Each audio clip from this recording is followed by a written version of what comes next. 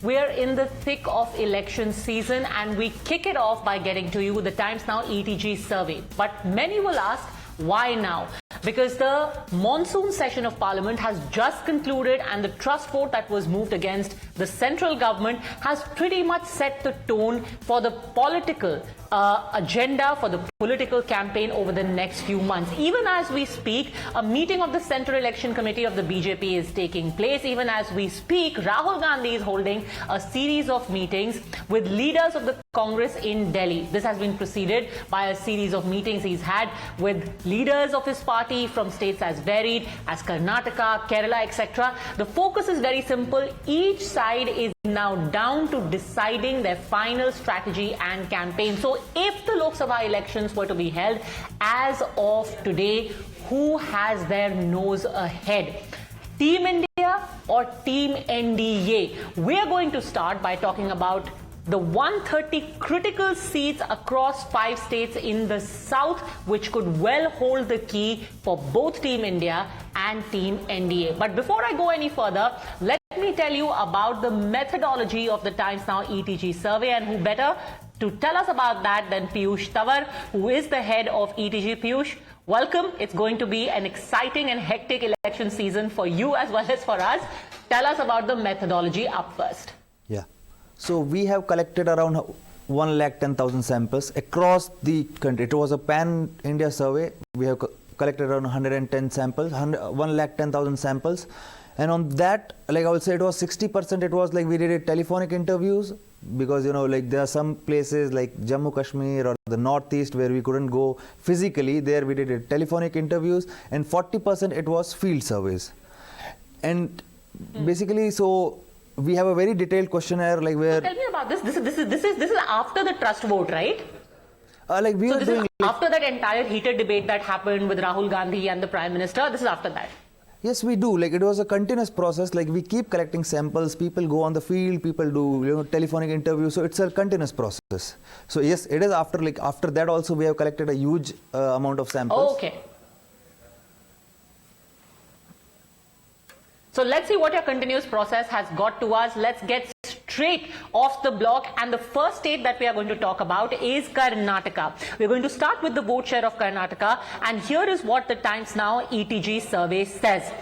44.60% to the NDA, 43.3% to Team India, 8.9% to the JDS, and 3.2% to the others. That is as far as the Karnataka vote share is concerned. Let me repeat, we've got 44%, so it's a neck and neck fight as far as the vote share is concerned. 44% with the NDA and 43% with Team India. What about the seats in Karnataka? You've got 18 to 20 going to the NDA, going to the BJP, 8 to 10 going to Team India, and JDS will be at about 1. Piyush, just to clarify, when you say NDA in Karnataka, that pretty much is just the BJP, right? So you're saying 18 to 20 to the BJP in Karnataka. For India, it is just Congress there. But there's no other party. JDS is anyways not in alliance with any of the party. All right, so it's... Yes, it is. Exactly, but JDS really doesn't seem to have improved their fortunes very much. They've got 1 seat here according to our projection, but very, very interesting. Let me introduce our guests also. JVC Sriram in fact, follows Karnataka very closely. We also have Sanju Verma, national spokesperson of the BJP. We have A. Sarvanan, spokesperson of the DMK. Ravila Sridhar Reddy, senior leader of the BRS. Dr. Suman C. Raman, political analyst, and Lokesh Jindal. But before I come across to you, let me get to you the numbers for Andhra Pradesh as well. Here, it seems to be quite comfortable. And remember, Times Now ETG has been doing this survey. This is phase 3. In phase 3 also, Jagan Reddy seems to be very comfortably poised at 51.3%. That's what the YSRCP has. The TDP is at 36.2%. The Janasena, Pavan Kalyan's Janasena, is at 10%. And the rest of the NDA is at 1.3%. The other parties just mop up about 1% of the vote share. Now let's take a look at the seat share as far as Andhra Pradesh is concerned. When it comes to the seats of the 25 seats in the state, you've got YSRCP getting 24 to 25. The TDP is getting 0 to 1. Jan Sena doesn't manage to open its account, and the NDA is also at 0. That's as far as Andhra is concerned. So let me bring you in. Let me bring in our panel right now. JVC, first let me ask you about Karnataka, where in Karnataka, in comparison, let's take a look at the comparative numbers, Sanju Verma. In 2019, the NDA had got 25 out of 28 seats. Now our poll result says that it's going to be getting about 18 to 20, and the Congress has upped its tally from 1 to 8 to 10. So almost a gain of 9 seats. The momentum of the assembly election is rubbing off on the Lok Sabha as well, because in 2019 it didn't happen. But in 2024 it may happen. Sanju Verma. Very interesting numbers out there. I will just say this with due respect to your pollsters. If you look at the mandate given by the Karnataka electorate, and I'm talking of the last 3 Lok Sabha elections, 2009, 2014 and 2019. I remember that in 2013, for instance, in the Karnataka assembly elections, the BJP had touched a low of just 40 seats. However, in 2014, despite a very dismal performance in the assembly elections just 1 year prior to that, we managed to get 17 seats. In 2009, we got 19 seats. And in 2019, the tally burgeoned to 25 seats, as you said. The limited point I'm making is that while the Congress seems to have prima facie gained on the back of the momentum that it has managed to recoup in the assembly elections that concluded a few months back, that said, 7 months or 8 months or 9 months is a long time in politics. You always say even a week is a long time in politics, Padmaja. So I think this 18 to 20 number that you're giving to the BJP on the back of a 44.6% vote share, I think this number will easily cross the 20 mark. And I say that on the back of our past track record, notwithstanding what your pollsters have said. And if you notice one very interesting thing, the difference in vote share is very marginal, Padmaja. 44.6 for the BJP, 43.3 for the Congress. So barely 2.5-3% difference in vote share. It's interesting that you bring up the vote share, because now I want to do a comparison of the vote share from 2019 to our projections in Karnataka. While right now the vote share for Congress and BJP may be very neck and neck, but look at how much the Congress has grown. In 2019, they were at 32.2%, and according to our projection, now in Karnataka, their vote share, JVC, has ballooned to 43.3%, which means that they have gained about 11%. Do you think this is on the back of the JDS voters pretty much making up their mind that their alternative is the Congress? JDS is now defunct. Yeah, it looks like that. There are two things which we have to look at it. One is certainly the JDS voters moving away. And number two is we need to also look at how much of a Lingayats are still with Congress, because we also found during the assembly elections that a significant portion of Lingayat vote, particularly in Kittur Karnataka and Madhya Karnataka, had shifted to Congress. Otherwise, they would not have performed the way in which they performed.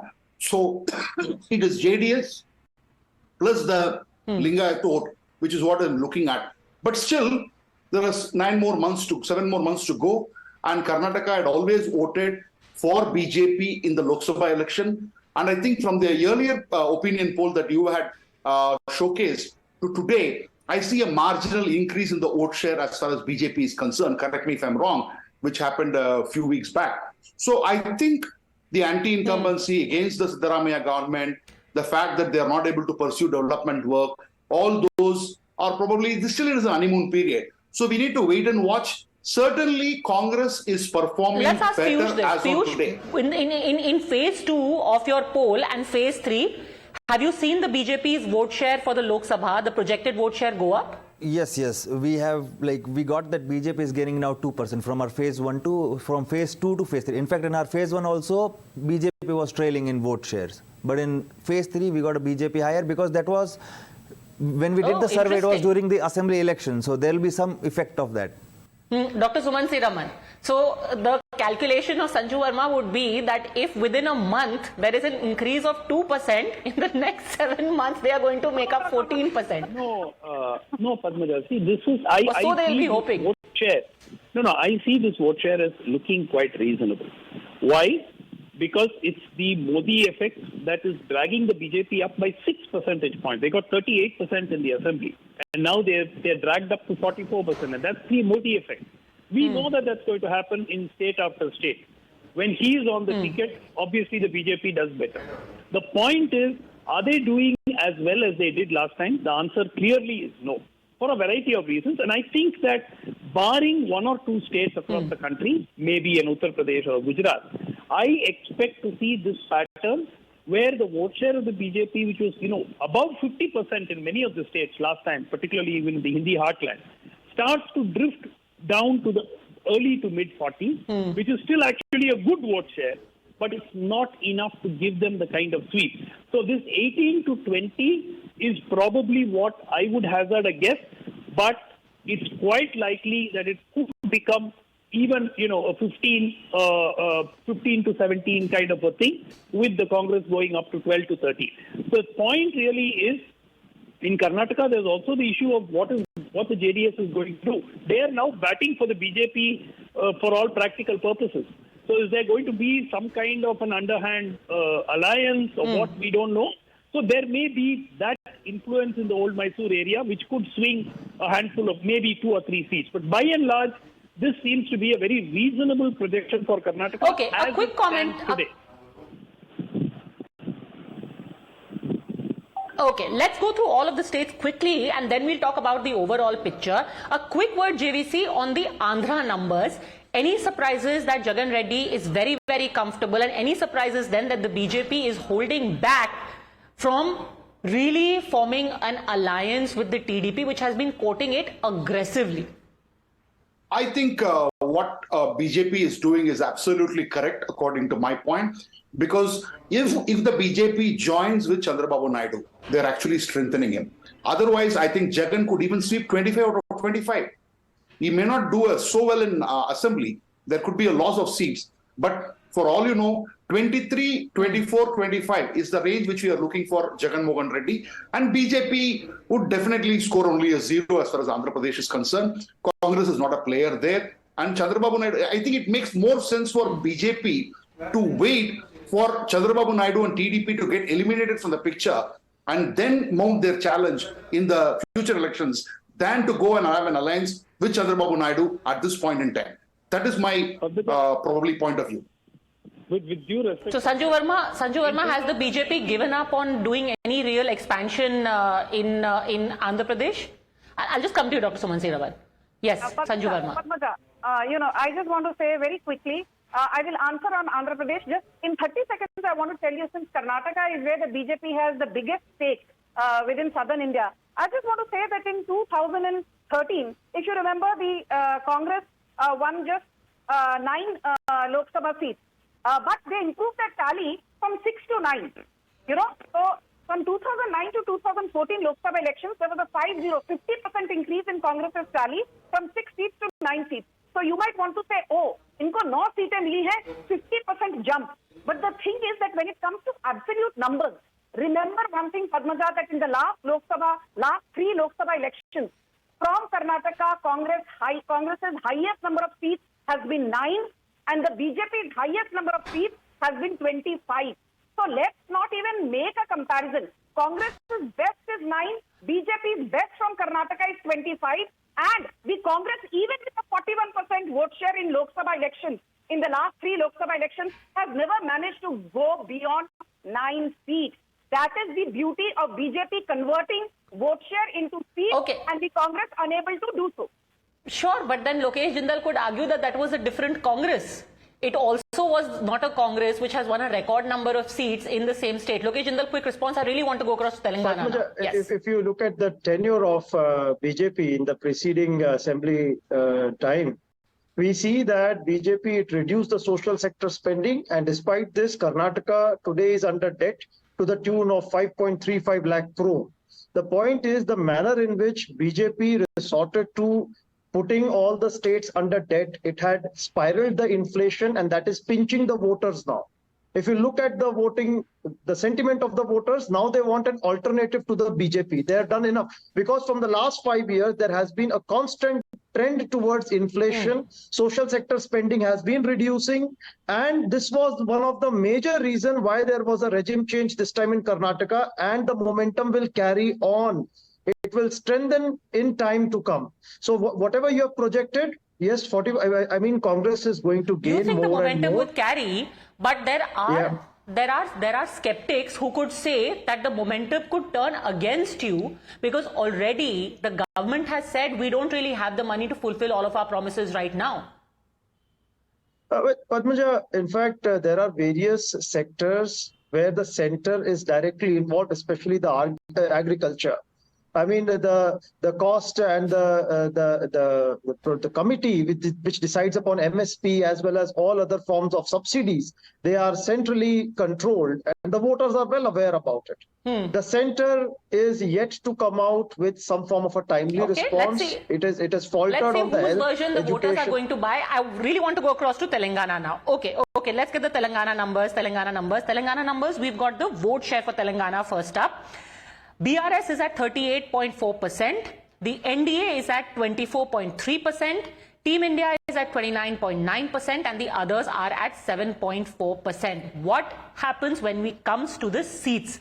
So BRS is at 9 to 11. Now remember, we've got last time the BJP had its best performance where they had managed to get 4 seats, including that of K. Kavita herself. This time around, our projection shows that they are at 2 to 3. Team India is at 3 to 4, and others get 1 seat. Piyush, would it be fair to say, let me actually, as we pull up the comparison in the seats on the screen, would it be fair to say that the Congress is gaining at the cost of the BJP, Piyush?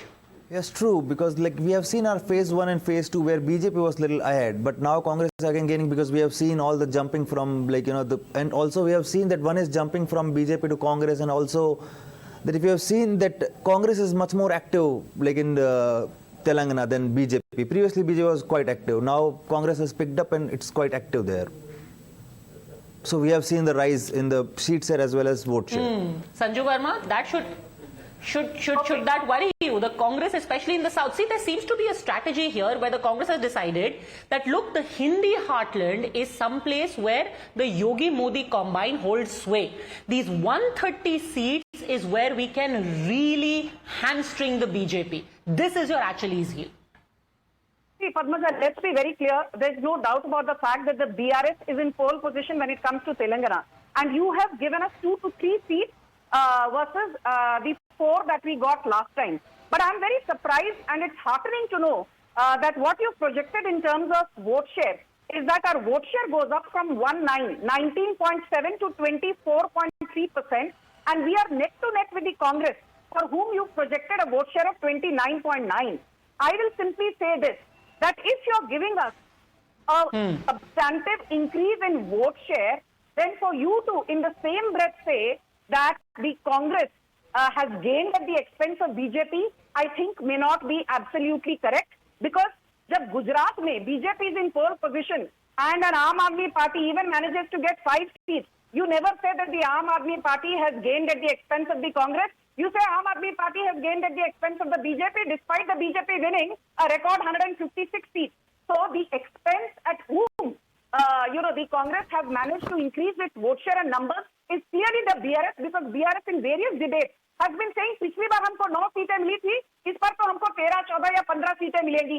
So where is that 14, 15 seats that the BRS has been throwing about? Because with a 38.4% vote share, I would have ideally imagined the BRS to get at least 14 to 15 seats, Padmaja, not the range of 9 to 11 that you have given me, with no offense to none.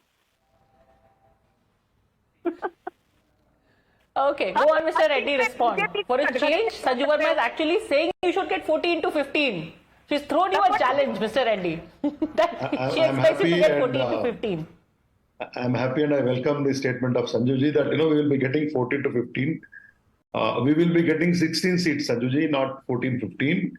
Congress and BJP has no space. BJP, they have lost, they will be losing it very badly, because in the last, 9 years rather, after the formation of Telangana state, the union government has disappointed the state very badly. Number one, they have not honored any bifurcation promises we were time and again repeatedly was saying. And after that, there was no support to any of our flagship programs in the state, right from irrigation, power, or education sector, or agriculture, anything it is, and at least even a flood relief fund. They could not give us while they were, giving all those kind of funds to additional support to the BJP ruling states. Number 3, and their MPs are non-performers. They got 4 seats, and you have 1 union minister and no support to the state. They could not create any impact. And having lost Karnataka also, it is clear BJP has no space in South. And you can see even in Andhra Pradesh, there is no space. And even today, having 4 MPs, after 4 decades of Let me ask you this, sir. For you, who's the bigger adversary in Telangana? Is it the Congress or is it the BJP? Because both are coming at you and both are coming at you hard.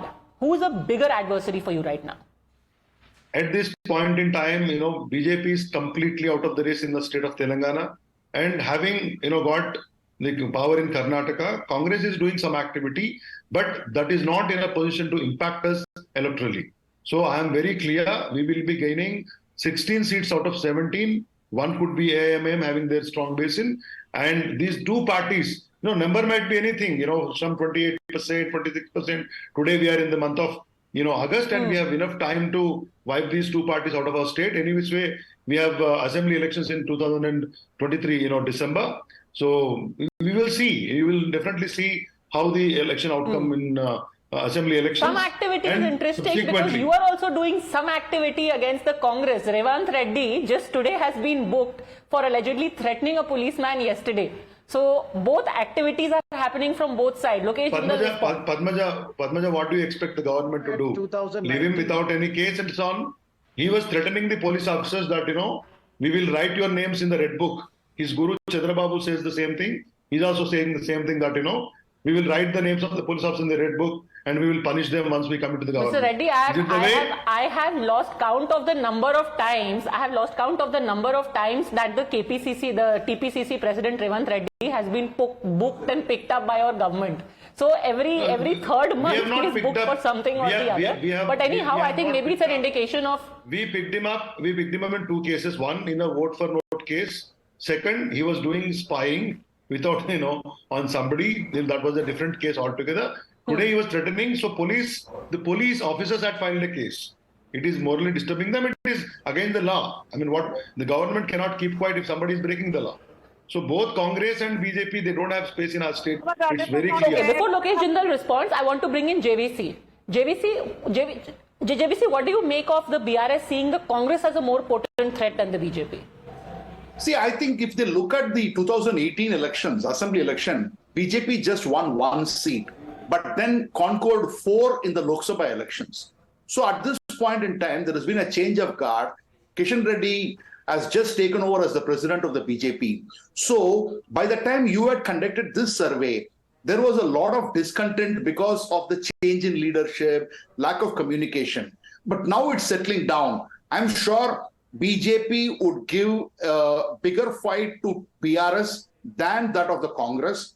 I would not be surprised if BJP comes to 2nd position, because Congress, for all its worth in GHMC election, they were left with, say, hardly single-digit percentage votes. BJP and TRS, both of them got 34%, and BJP won 48 seats GHMC elections. So Telangana is a state where action picks up very late. See, I live in Hyderabad, and I can tell you, unfortunately, we wake up a little late. Late Latif used to call. So is where they would stand a chance. Nizamabad, definitely they're winning. I expect a change of guard as far as Adilabad is concerned. I also expect a better candidature selection as far as Malkajgiri is concerned. And if that is done, and those are the seats which they are eyeing, I think they're very clear about, BJP would be very clear about what are the seats that they are eyeing. Secunderabad is 1, Nizamabad is another, Adilabad is 3rd, Karimnagar is 4th, Malkajgiri is 5, and Mahbubnagar is 6. These are the 6 seats which I can give at the top of my mind. It is coming, and I can say in these 6 seats, BJP will definitely give a fight. 6 specific seats given by JVC. See, after 48 seats, after they won in the GHMC elections, immediately after that, there was a graduate MLC election, which BJP lost the sitting seat in the same territory where you have Mahbubnagar, Rangareddy and Hyderabad, which is a bigger territory. So you need to understand the mood of the people, number one. Number two, I am telling you from this forum now, Mr. Kishan Reddy himself will lose Secunderabad seat this time. Okay, and people clearly understood these 4 MPs are non-performers. Congress might have not a chance to do anything for Telangana state. What have you done, Mr. Kishan Reddy, Dharmapuri Arvind, and you say that Mr. Bandi Sanjay, who was just removed from the presidential post, he's a big guy, youth icon and all that. My friend has not picked up his name at all. So it is clear, BJP is not at all in the race in Telangana state. Congress is just doing an activity because there was some, Okay, I think it's fair that Sanju Verma respond to it. Then I really want to bring in the Congress as well. Sanju Verma, quickly respond. Padmaja, because you have the entire opposition and it's always BJP versus all. I just want to say one thing. We increased our tally in the GHMC election from 4 to 48. It was a 4-time jump. And the BRS, which was then known as the TRS, your seat tally came down from 99 to 55, which was a 44% fall. After that, the BJP won the Dubakka Assembly Constituency poll. We won the Huzurabad Assembly Constituency poll. We lost in Munugonde poll by a very thin margin. And let me tell you, Dubakka, Huzurabad have been traditional TRS/BRS bastions. And I just want to tell one thing to Ravula Reddy. You refuse to implement PM Kisan scheme. You in Telangana, you refuse to implement PM Awas Yojana in Telangana. You refuse to implement Ayushman Bharat scheme. And do you know something? Your biggest promise of 2018 that you will give 3 acres land free to every Dalit family and give them a 2 BHK house. That 2018 promise of yours has been unfulfilled. And given that Dalits form a strong component of the Telangana electorate, how will you face your Dalit voters whom you did not give that promised 3 acres of land? You're sitting and giving compulsion to the BJP. Did you give 3 acres of land which you promised? Did you give us 2 acres? Okay, before you respond. Okay, respond, Mr. Reddy. Padmaja, Sanjuji is asking me what we have done. What we have done, people of Telangana knows. I am asking you, how will you protect the Dalit votes? Today, it's not about the question of votes. We wanted to uplift these sections. So our Chief Minister, Sri KCR, has introduced Dalit Bandhu scheme, which is not there in the entire country. We will give rupees 10 lakhs to every family in Telangana state for making them businessmen. They are not going to be job seekers now. Okay. This is not an election speech, sir. You can please go and both of you can go and give your schemes. Finally, 10 seconds. See, almost every scheme. Only 10 seconds, please, because I really must go across to Mr. Saravanan and Tamil Nadu. She was asking me, but finally, BJP, as a party in the central government, not even one promise during bifurcation was made. Railway coach factory, Bayaram steel factory, tribal university, horticultural university, and funds to any other flagship program, defense counter, nothing has been done. How can you come and even ask vote in Telangana? Why should they will vote for you? Okay, both of you put out a white paper and then we will do phase 4 of our survey to see how the voters react to both of your claims. Okay, but Mr. Saravanan, okay, Mr. Reddy, Mr. Saravanan has been waiting very patiently.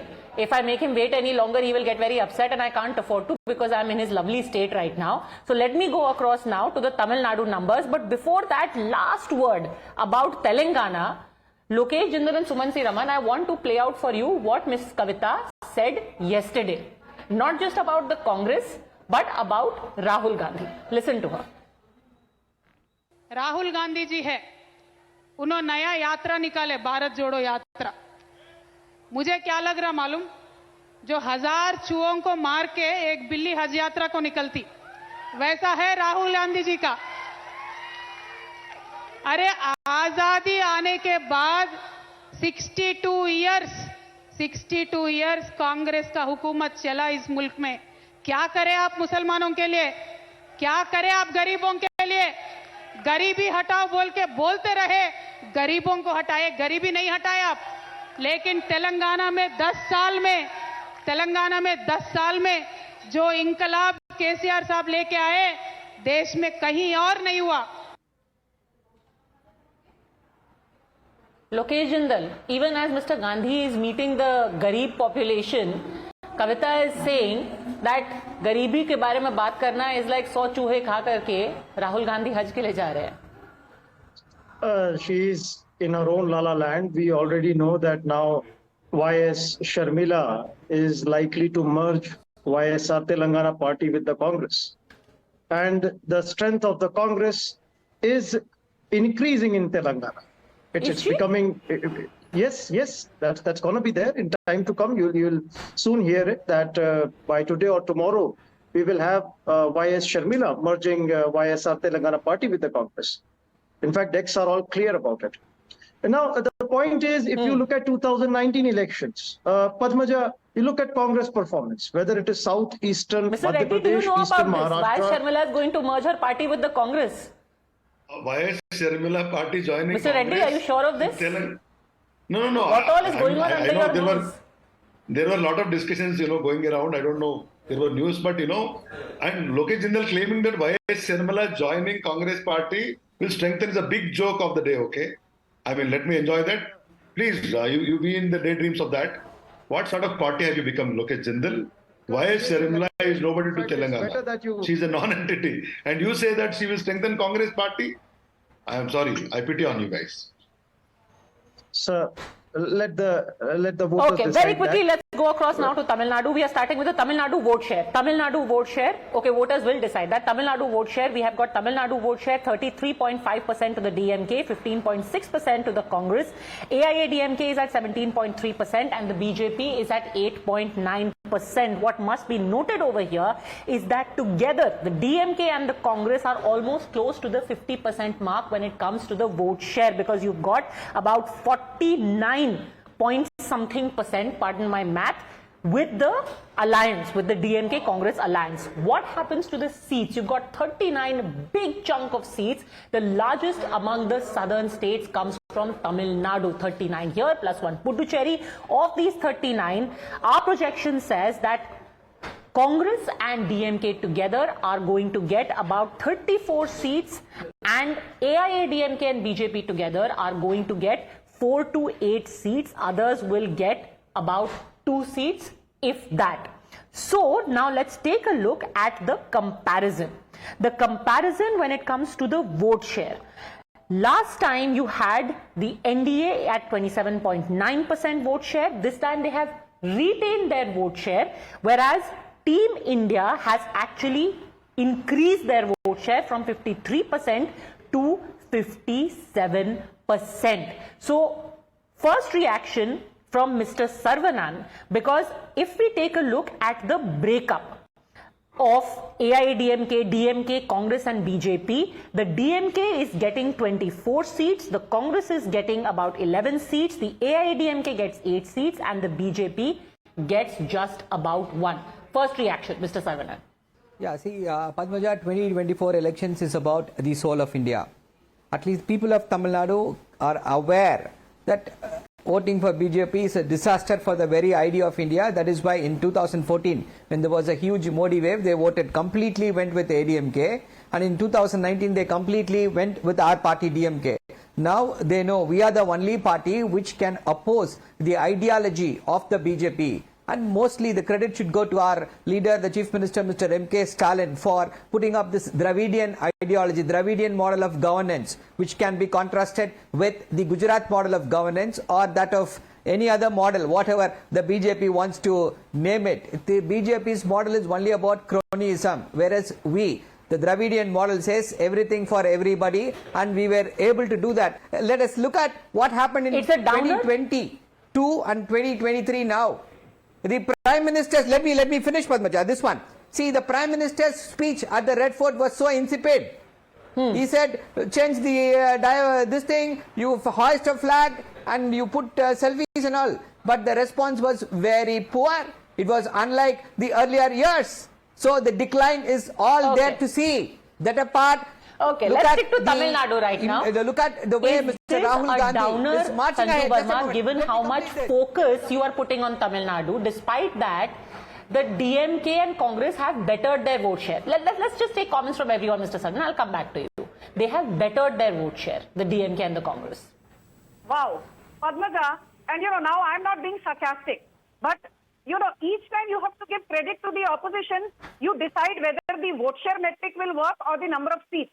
Now you say that in Tamil Nadu, we should clap for the fact that the DMK and Congress have increased their vote share I respect you a lot, but I will now point out, Padmaja, pardon me, your hypocrisy. Last time, because I failed to get a hold of a better word, so please pardon me, very humbly I would like to say, last time the DMK plus Congress vote share was 53.53%. And how many seats did they get? 39. And this time, despite increasing vote share from 53.3 to 57.2, DMK plus Congress, instead of getting 39 seats, will get 30 to 34 seats. So I would like to say that if your tally is falling from 39 to a best case scenario of 34, the DMK should do some introspection. Is it the Annamalai magic which is working? And if the BJP and AIA DMK together will get between 0 to 4 or even 0 to 5 or 6 or 7 or 8 seats at the most, that is a huge achievement, because last time in Lok Sabha 2019, the BJP and AIA DMK were at 0 despite a 26% plus combined vote share. So the BJP has everything to gain. The DMK and Congress have everything to lose despite higher vote share. That is the story of Tamil Nadu.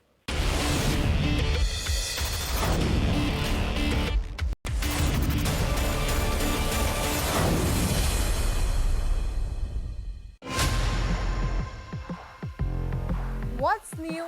What's breaking? What's the story? Total of 9. 9 out of 39. See, Padmaja, it's not going to happen. Last time we won 39 seats. This time we will win 40 seats. This is because of the fact that we are in governance and we are able to deliver the promises. There is this feel-good factor on the ground. We were able to ensure, especially the women, we were able to target the women folk, and we were able to deliver the promises and the welfare measures. Whatever we have done so far is already made a huge change, and in the next 5 to 10 years, this will make a revolution when it comes to women, whether it be women's education or women's you would agree, hold on a second, you would agree that in the last elections also, your vote share went down. Despite the fact that you had anti-incumbency working for you, the vote share of the DMK actually went down. And this time, you are coming on the back of 3 years of anti-incumbency at the state. See, that is why I said that, Padma, there is no anti-incumbency. People of Tamil Nadu want what is happening here in the state to happen at the center. That is why I am saying they'll vote. And look at that. The last time we said Mr. Rahul Gandhi, our chief minister declared Mr. Rahul Gandhi as the prime minister. Now look where Mr. Rahul Gandhi is. Mr. Rahul Gandhi is the most popular leader across the country now. If you compare the social media engagements, the YouTube views, he is getting more views than the prime minister. When there was this debate in the parliament. So that will also have an impact here in the state of Tamil Nadu. And the anti-people policies of the BJP. That's debatable, but that's a debate for a different day. They're not debatable, Padmaja. It is on hard facts. Okay, so you're saying there is no anti-incumbency for the DMK, but there's great anti-incumbency for the Modi government. Hard facts. All right.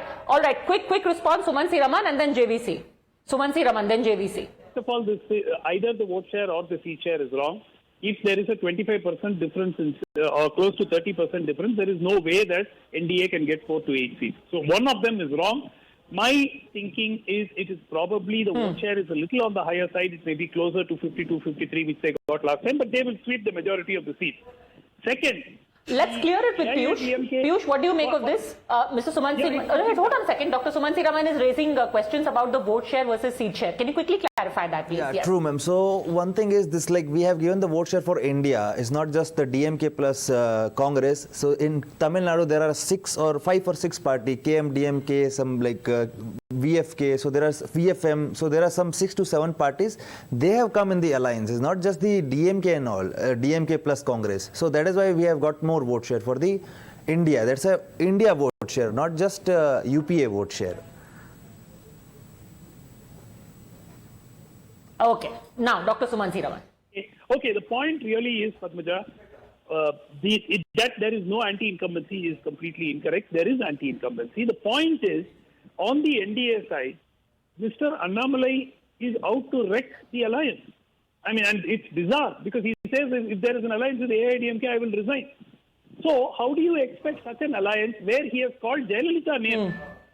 How do you expect the AIDMK to transfer their vote to BJP? So I think that is not true actually, because I just spoke to him yesterday and he said very clearly that we are going to fight it together. I don't think that's true at all, because on record he has said that AIADMK and BJP are going to fight it together, and this is going to be a seat sharing that happens. Earlier, you have not seen his statements earlier. He has been told by the High Command to fight. I have seen his statements. He probably responded to you. One point. Look, there is so much of bad blood on the ground, especially after what he said about Ms. Jayalalitha, that the AIADMK average voter would certainly think twice about voting for BJP, which would not have been the case at all earlier. They did have a chance of getting 8 to 10 seats in the maybe even 6 months ago. Now they seem to be gifting this election to the DMK on a platter, despite the fact that there is anti-incumbency. They are gift wrapping this Lok Sabha election in Tamil Nadu to the DMK. I expect that the DMK should win at least 34-35. JVC, comfortably. do you think that this is an alliance of contradiction? No, I think it was. Yes. It was. What Dr. Sumantraman says was probably right a few months back. As Mr. Annamalai has rightly told you, in fact, right now there is no bad blood.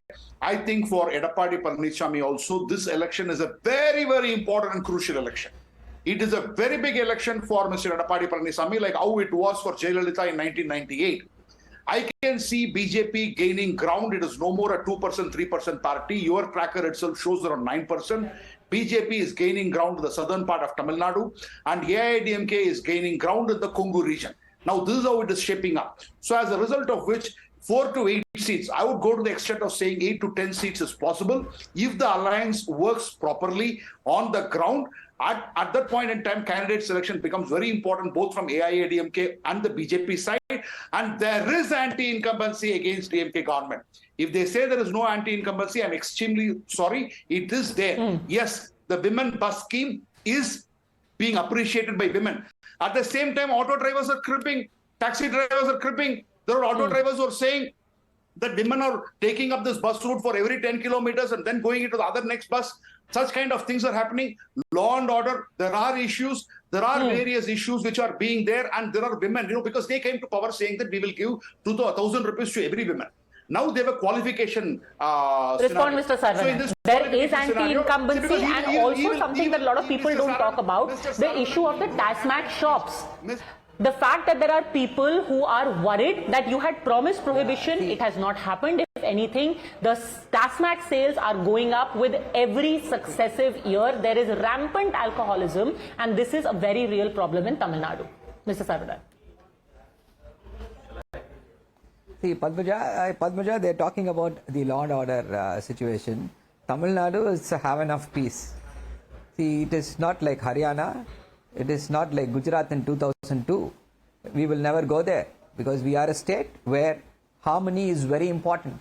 Harmony is the backbone of the state of Tamil Nadu. See, when it comes to prohibition, our promise is that in this 2023, we will step by step, we will reduce it. And we have last month, we have closed around 500 shops. So it will go on. That is not the whole issue. The issue is this.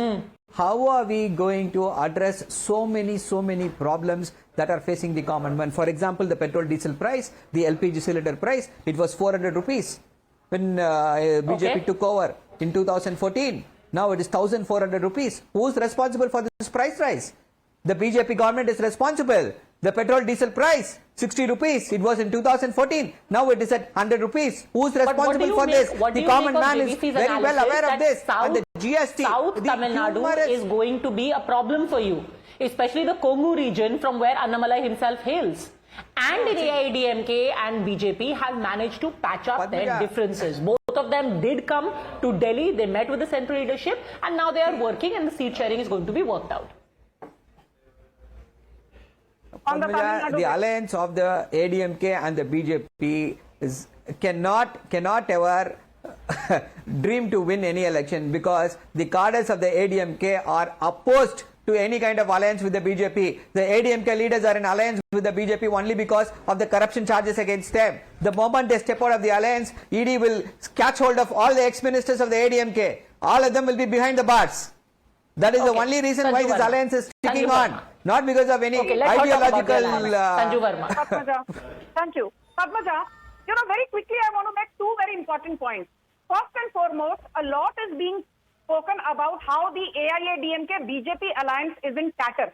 I want to remind Mr. Sarvana that in the 2021 Tamil Nadu Assembly elections, out of 234 seats, Padmaja, we all know that the DMK parted with only 25 seats. It gave only 10.68% of the total number of assembly seats to the Congress to contest from.